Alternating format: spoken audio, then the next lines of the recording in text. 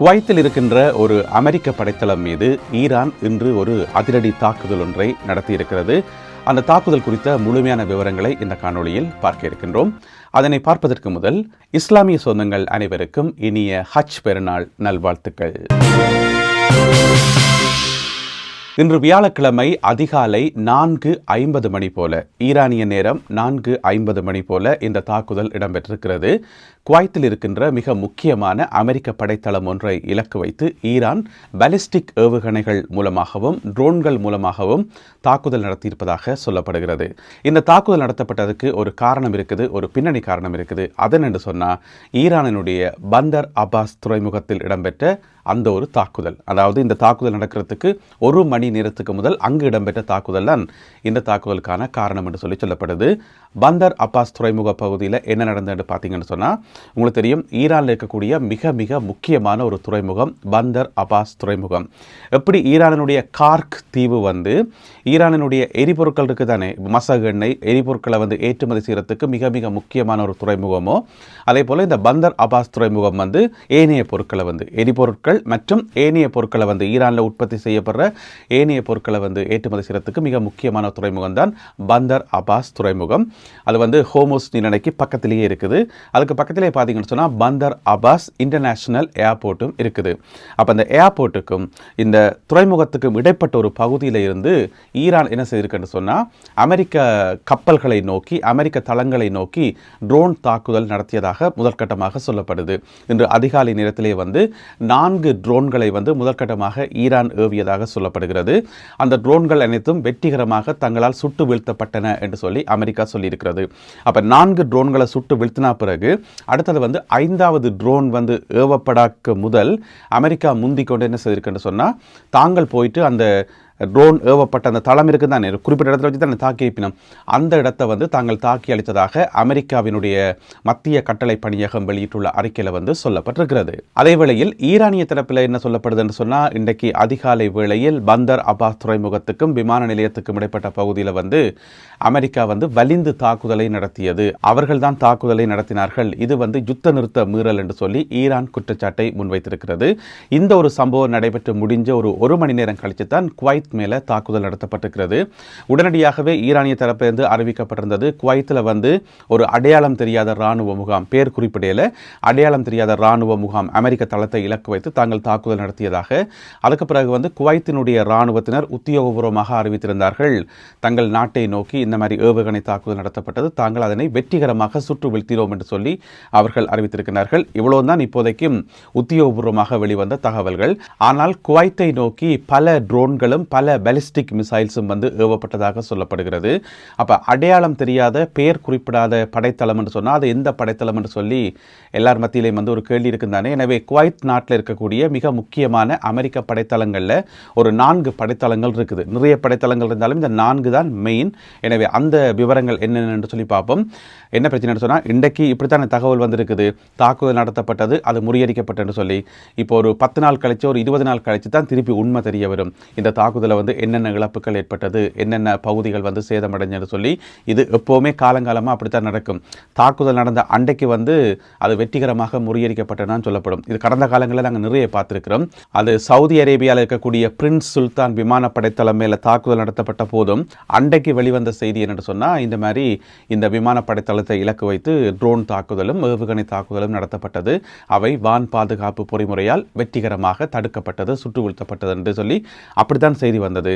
பிறகு ஒரு 20 நாள் கழிச்சு தான் இல்லை அதுக்குள்ள நிறைய விமானங்கள் இருந்தது, விமானம் எல்லாம் சேதமடைஞ்சது, பெருமளவிலான சொத்தழிவுகள் ஏற்பட்டன்னு சொல்லி பிறகுதான் தகவல்கள் வரும்.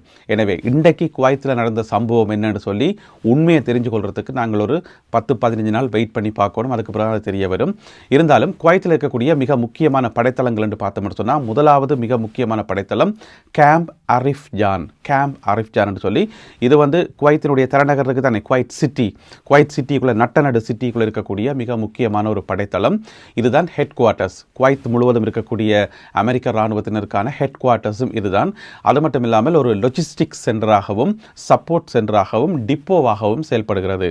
அதாவது அங்கதான் ஏராளமான ஆயுதங்கள் கூச்சி வைக்கப்பட்டிருக்கும், மற்றது இராணுவ உபகரணங்கள், வாகனங்கள், இதே மாதிரி இருக்கக்கூடிய எல்லா உபகரணங்களும் வந்து அதுதான் வந்து ஒரு பேக்கப் சென்டர் மாதிரி அங்கிருந்து தான் நாட்டினுடைய ஏனைய பகுதிகளுக்கு வந்து பிரித்து வழங்கப்படும் ஒரு டிப்போ, அதாவது ஒரு கடற்கரையை அண்டிய பகுதியில் இந்த படைத்தளம் வந்து இருக்குது.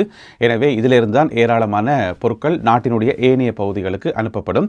அதாவது ஹெட் குவார்ட்டர்ஸ், இதை சொல்கிறது கேம்ப் அரிஃப்சான் என்று சொல்லி, அதன் மேலே தான் தாக்குதல் நடத்தப்பட்டதான்னு சொல்லி தெரியல. இருந்தாலும் இது முக்கியமானது. அடுத்த மிக முக்கியமான அமெரிக்க படைத்தளம் எதென்று பார்த்தீங்கன்னு சொன்னால், ஈராக்கிய எல்லையில் இருக்கக்கூடிய குவைத்தினுடைய மேற்கு பகுதியில் ஈராக்கிய எல்லையில் இருக்கக்கூடிய கேம்ப் உடைரி என்று சொல்லப்படுற ஒரு கேம்ப் ஒன்று இருக்குது. இது பார்த்தீங்கன்னு சொன்னால் full and full training base. இங்கே வந்து ஏராளமான பயிற்சிகள், அதாவது தரைப்படை, கடற்படை, விமானப்படை என்று சொல்லி எல்லா படையினருக்கும் தேவையான பயிற்சிகளும் வந்து இங்கே வழங்கப்படும் என்று சொல்லப்படுகிறது. அதே நேரம் வந்து தாக்குதல் அணியும் வந்து எந்த நேரமும் தயாராக இருப்பார்கள் என்று சொல்லப்படுகிறது. இந்த முகாமில் யாராவது இப்போ ஈராக்குக்குள்ளே இருந்த ஒரு தாக்குதல் நடந்தாலோ அல்லது வேறு தாக்குதல்கள் நடந்தாலோ அதனை எதிர்கொள்ளும் விதமாக தனியாக பயிற்சி தளமாக மட்டுமல்லாமல் தாக்குதல் அணியும் அங்கே இருக்கும் என்று சொல்லப்படுகிறது. இது இரண்டாவது படைத்தளம். மூன்றாவது படைத்தளம் பார்த்தீங்கன்னு சொன்னால் அலி அல் சலீம் ஏர்பேஸ். அலி அல் சலீம் ஏர்பேஸ் இது வந்து மேற்கு பகுதியில், குவைத்தினுடைய மேற்கு பகுதியில் இருக்குது. இங்கே தான் அதிகளவு படையினர் வந்து குவித்து வைக்கப்பட்டிருக்கின்றார்கள்.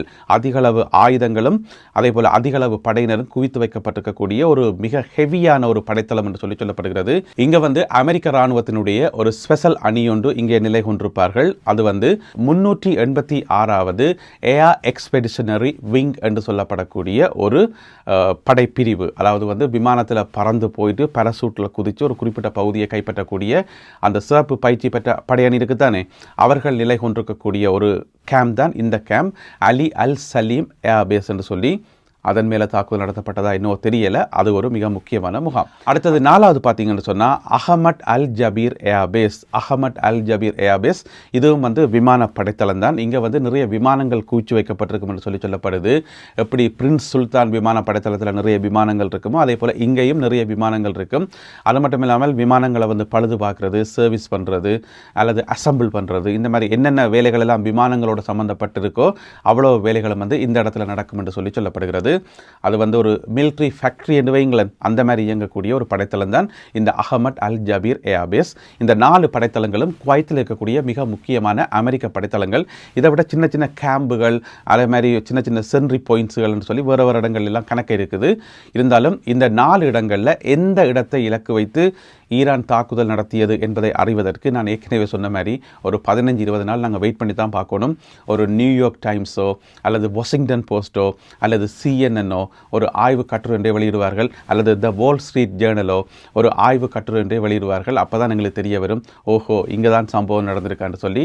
எனவே அதற்காக காத்திருப்போம்.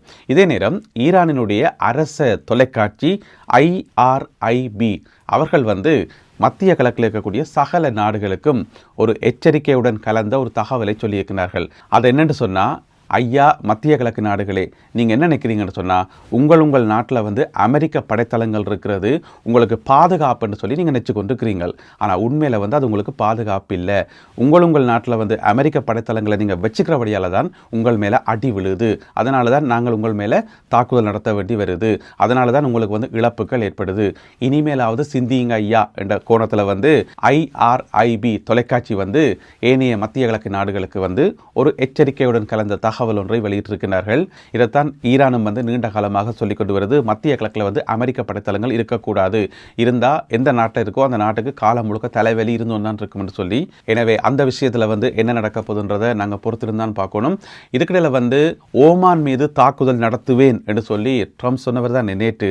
அதற்கு வந்து நிறைய நாடுகள் வந்து தங்களுடைய கண்டனங்களை தெரிவித்திருக்கிறார்கள். மிக முக்கியமாக அரபு நாடுகள், மத்திய கிழக்கு நாடுகள் வந்து தங்களுடைய கண்டனங்களை தெரிவித்திருக்கிறார்கள்.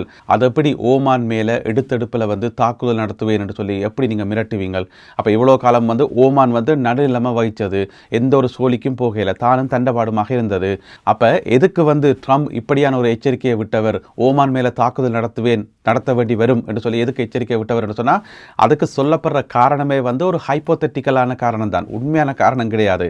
அதாவது ஒருவேளை ஓமானும் ஈரானும் இணைந்து ஹோர்முஸ் நீரிணையை கட்டுப்படுத்தலாம் என்று சொல்லி எதிர்காலத்தில் 1 மாதம் கழித்து அப்படி செய்யலாம் என்று சொல்லி சும்மா சொல்லப்பட்டதை ஒழிய அது உண்மை கிடையாது. அது வந்து ஒரு ஹைப்போதெட்டிக்கல், அப்படி நடக்க வாய்ப்பு இருக்குன்னு சொல்லி.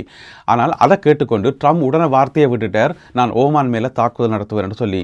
அப்படி சொன்னால் இப்போ நட்பு நாடுகளாக இருக்கக்கூடிய சவுதி அரேபியா, யுனைடெட் அரபு எமிரேட்ஸ் மற்ற நாடுகள் மேலேயும் தாக்குதல் நடத்துவேன் என்று சொல்லி ட்ரம்ப் சொல்கிறதுக்கு எவ்வளவு நேரமாகும் என்று கேட்கிறார்கள் ஆய்வாளர்கள். எனவே அதுக்கு அமெரிக்க ஜனாதிபதி டொனால்ட் ட்ரம்ப் அவர்கள் தான் பதில் சொல்லணும். இருந்தாலும் ஓமானை இப்படியாக மிரட்டியது பலத்த கண்டனங்களை உருவாக்கியுள்ளது. இந்த காணொலியில் பகிர்ந்து கொள்ளப்பட்ட இந்த செய்திகள் தொடர்பான உங்களுடைய கருத்துக்களை மறக்காமல் கீழே எழுதுங்கள். மீண்டும் சந்திப்போம் உறவுகளே. நன்றி, வணக்கம்.